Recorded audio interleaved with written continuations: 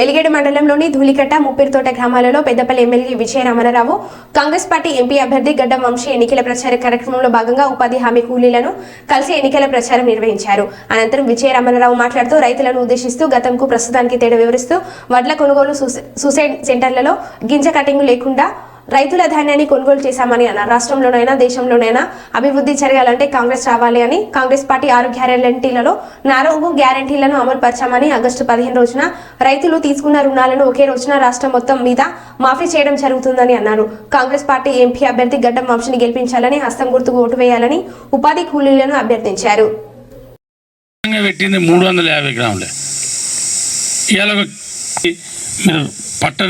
వడ్లు అది వడ్డుతున్నారు రైతుల అకౌంట్లో. మరి ఏం చేంజ్ అయింది?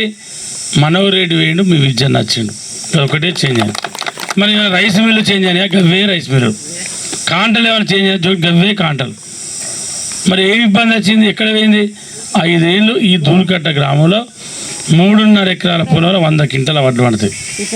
100 క్వింటాల వడ్లు అంటే 5 కిలోలు, 5 క్వింటాలు అంటే 10,000, 10 క్వింటాలు అంటే 20,000, 15 క్వింటాలు 5 సంవత్సరాలు నడిచింది.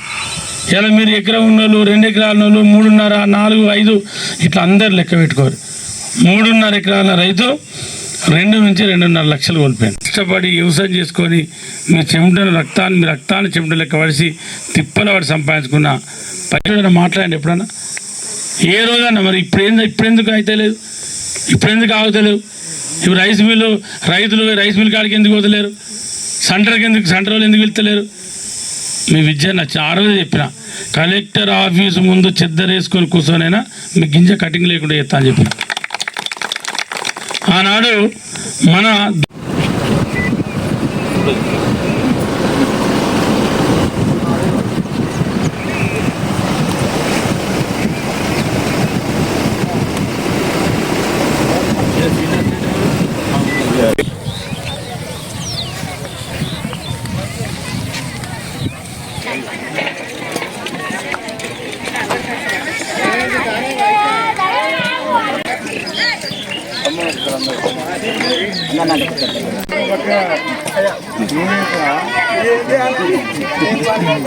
ఫోన్ అందుకే వాడతలేడు.